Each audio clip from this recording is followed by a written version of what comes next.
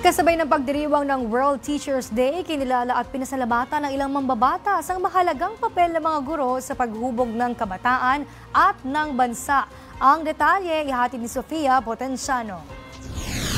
Taus-puso ang pasasalamat ni House Speaker Faustino Bogie III sa mga guro sa kanilang walang sawang serbisyo at sakripisyo. Ayon kay Speaker D, nananatiling matatag ang dedikasyon at pagmamahal ng mga guro sa kabila ng mga hamong kanilang hinaharap, gaya na lang ng kakulangan sa pasilidad at bigat ng workload.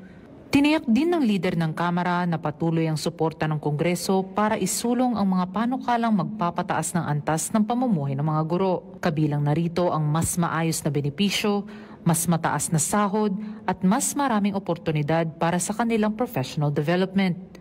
Samantalang nanawagan si Quezon City 5th District Representative PM Vargas na bigyang pansin ang kakulangan ng teaching personnel at kawalan ng permanenteng trabaho lalo na ng mga volunteer teachers.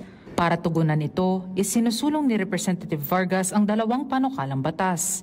Una rito ang Distant Public School Teachers Incentive Bill na layong makapagbigay ng buwanang allowance sa mga guro sa malalayong lugar. At Plantilla Positions for Volunteer Teacher Bill na makapagbibigay ng permanenteng posisyon sa mga volunteer teachers na nakapagsilbi na ng 5 taon. Tinututukan din ng mga panukalang ito ang pagpapabuti sa student-teacher ratio at pagtitiyak na ang matagal nang naglilingkod na guro ay may sigurong trabaho at maayos na kinabukasan. Para sa totoong balita sa Bagong Pilipinas, Sofia Potenciano, Congress News.